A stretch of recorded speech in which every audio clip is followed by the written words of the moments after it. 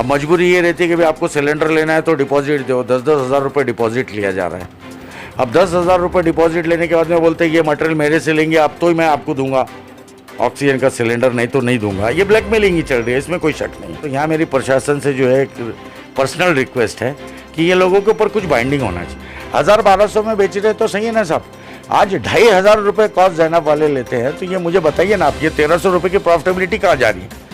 ये प्रशासन ने देखना चाहिए। अब यहाँ पे देखेंगे अगर तो बड़े गैस के डीलर में वो एक ही है, तो यहाँ जब तक कि इनको प्रशासन नहीं देखेगा, टाइट नहीं करेगा, मैं एफडीओ वालों को भी रिक्वेस्ट करने वाला हूँ।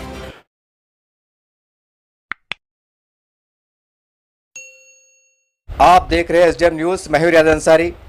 आज हम रोशन गेट में मौजूद हॉस्पिटल आए हैं। जैसे कि आज कोरोना को लेकर आज जनता में भय का माहौल पाया जा रहा है और पता नहीं कैसे कैसे अफवाहें चढ़ रही हैं। इसी की रोकथाम के लिए और जनता में फैली जो भय का माहौल है उस भय को दूर करने के लिए और कुछ गलत फहमियों को दूर करने के लिए और प्रशासन को कहीं ना कहीं कुछ संदेश देने के लिए आज हम विशेष यहाँ पर एक मशहूर दवाखाना है, हम समझते हैं कि ये यहाँ का लोकप्रिय दवाखाना है और सैकड़ों की संख्या में लोग इन पर विश्वास करते हैं। तो चलिए हम आपसे मुलाकात कराने जा रहे हैं। सर, मेरा पहला सवाल ये है आपसे कि जो एक जनता में भय का माहौल चल रहा है कोरोना को लेकर, इसके ऊपर आप जनता को क्या संदेश देना चाहेंगे?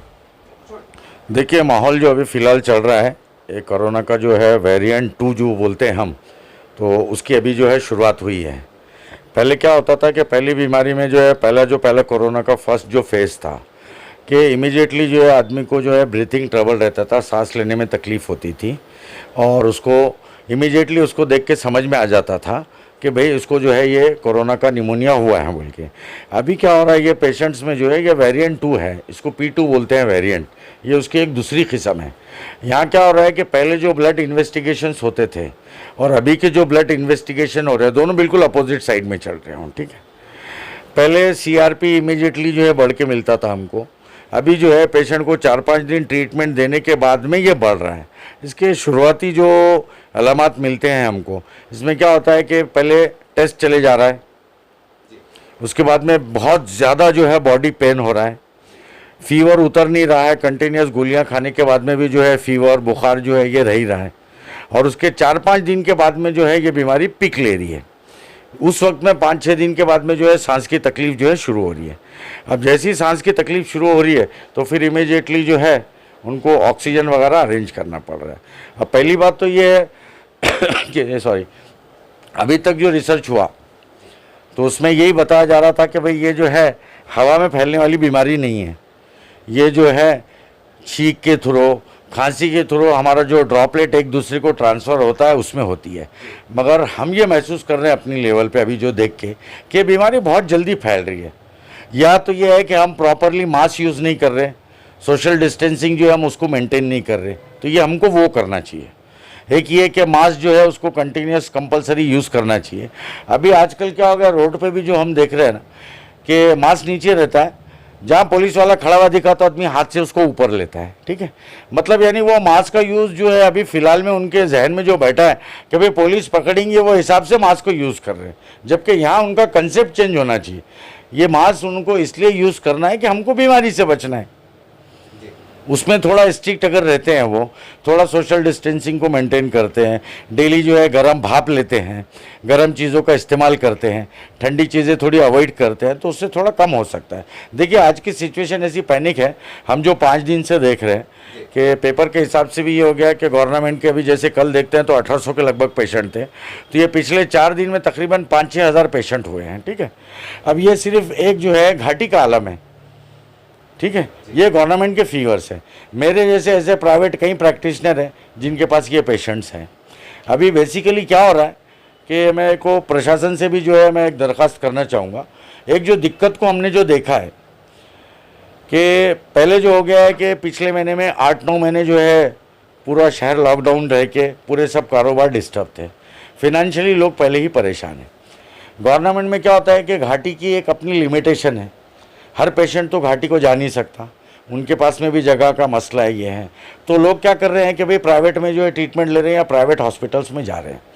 अभी एक्चुअली यहाँ गवर्नमेंट ने एक प्रोटोकॉल दिया हुआ है, गवर्नमेंट के लिए ये है कि भाई पर डे ICU चार्जेस सिर्फ 7,000 रुपया होना चाहिए सॉरी, ये एक गाइडलाइन दी हुई है। सर आपको बीच में एक सवाल कर लूं जो जनता के बीच में चल रहा है।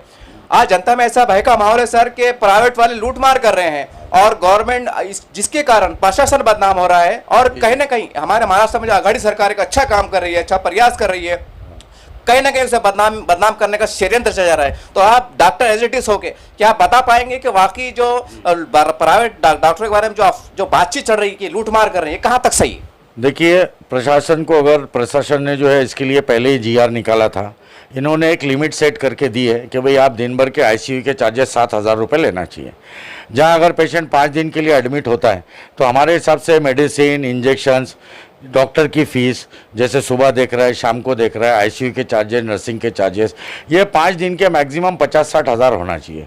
इसमें कोई दो राय नहीं है। जो आप बता रहे हैं, यहाँ के हॉस्पिटल्स में 1-2 लाख रुपये तक के जो है बिल्स बन रहे हैं।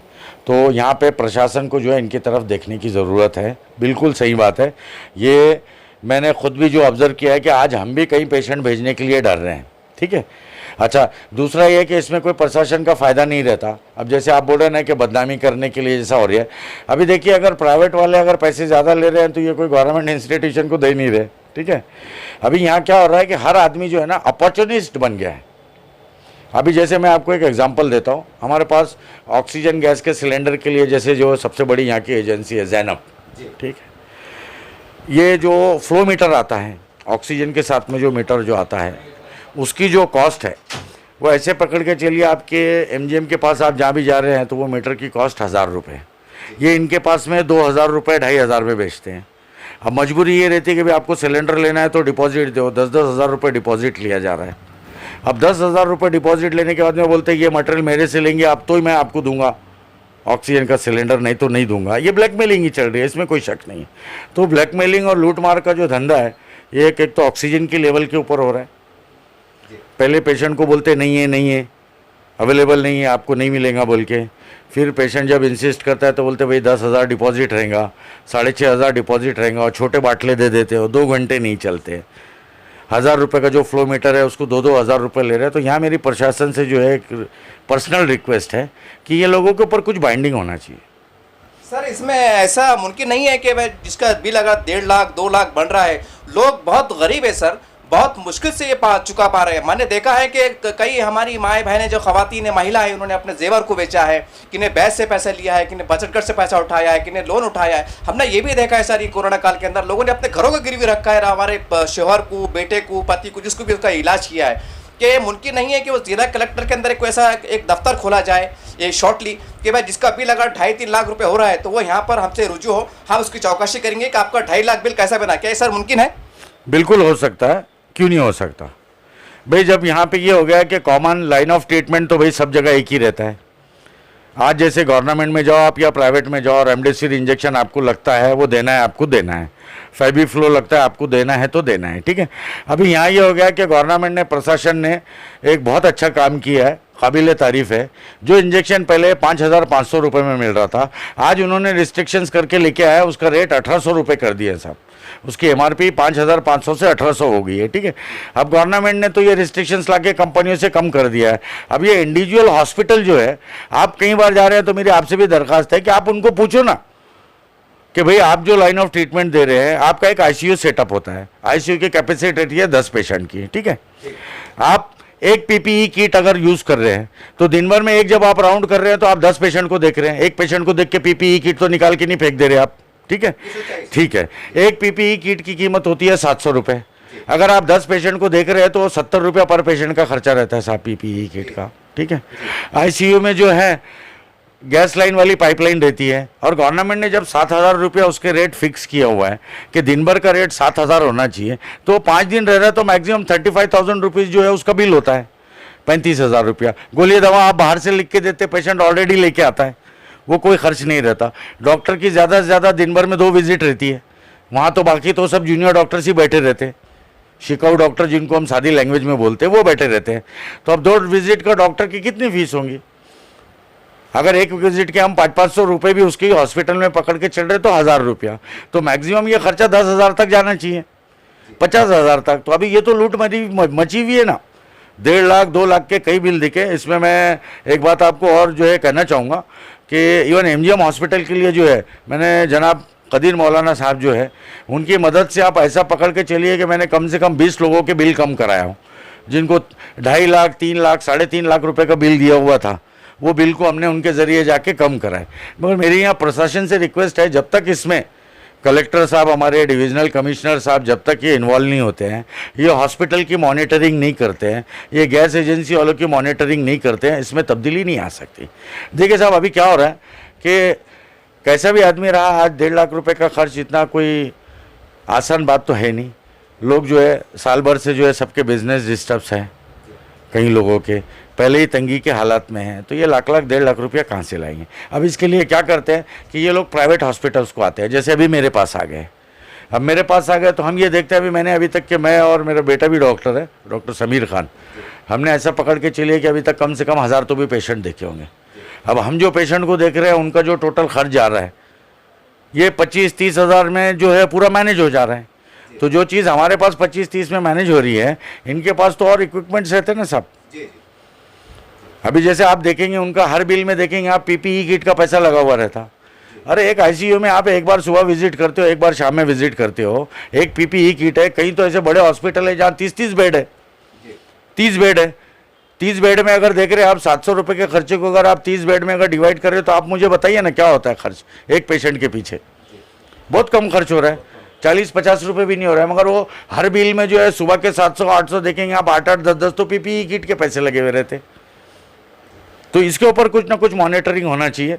और ये जो फ्लो मीटर जो ये गैस वाले ब्लैकमेलिंग करके जो बेच रहे कि भाई तुमको अगर कनेक्शन चाहिए घर के लिए लग रहा है सिलेंडर, हम जो देंगे तो आपको हमसे ही लेना है। इसके लिए अभी पहली बात तो यह है कि 10,000 रुपये वो डिपॉजिट लेते हैं। अब 10,000 रुपये डिपॉजिट मतलब एक्चुअली अगर इनके पास के जो पूरे गैस के जो बाटले रहते हैं बड़े वाले, वो अगर बाटलों को हम देखते हैं तो ये 10-10 साल पुराने हैं साहब।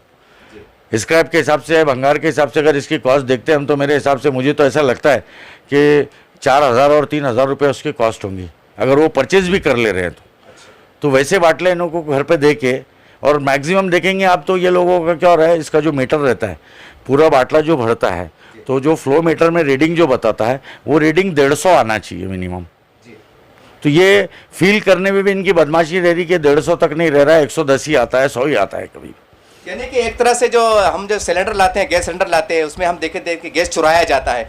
तो कहीं ना कहीं आप ये इशारा करना चाह रहे हैं कि गैस में चोरी, वो ऑक्सीजन में चोरी होती है। देखिए हो रही है उसमें चोरी। मीटर जो है आप अगर ख़ास तौर पे देखेंगे जो 150 तक भरना चाहिए, तो इनका 110 से ज़्यादा नहीं आ रहा है। आप मुझे बोलिए, जहाँ भी कहीं ऑक्सीजन के सिलेंडर है मैं आपको लाइव डिमॉन्स्ट्रेशन देने लगाऊंगा उसका। एक और दूसरी लिटरली हो गया कि ये 1,000 रुपये के फ्लो मीटर जो है इनको 800 रुपये में आता है, 1,000-1,200 में बेच रहे तो सही है ना साहब।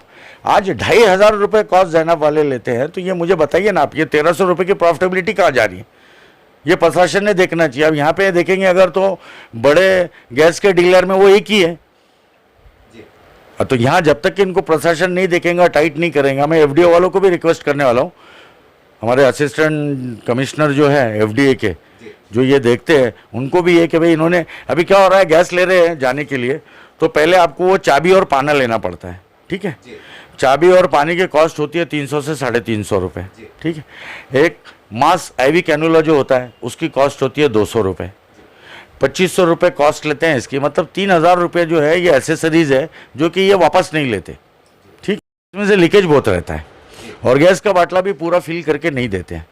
प्रशासन अगर इनको चेक करेगा, मैं ख़ासतौर पे नाम कोट कर रहा हूँ कि आप जैनब के ऊपर जो है जाके एक बार चेक करिए, जहाँ आपको ये सारी चीज़ें दिखेंगी तो प्रशासन जो है उनको कुछ ना कुछ उनके अगेंस्ट में बाइंडिंग्स लाके कुछ ना कुछ जो है एक्शन लेना चाहिए। सर, आज घाटी को दवाखाने को लेकर हम समझते हैं कि मराठवाड़े का सबसे एक विश्वासपूर्ण दवाखाना है। हज़ारों की संख्या में, लाखों की संख्या में गरीब जनता घाटी पे विश्वास करते हैं और एक बहुत बड़ा दवाखाना है। लेकिन आज कोरोना के कारण लोग घाटी जा नहीं पा रहे हैं।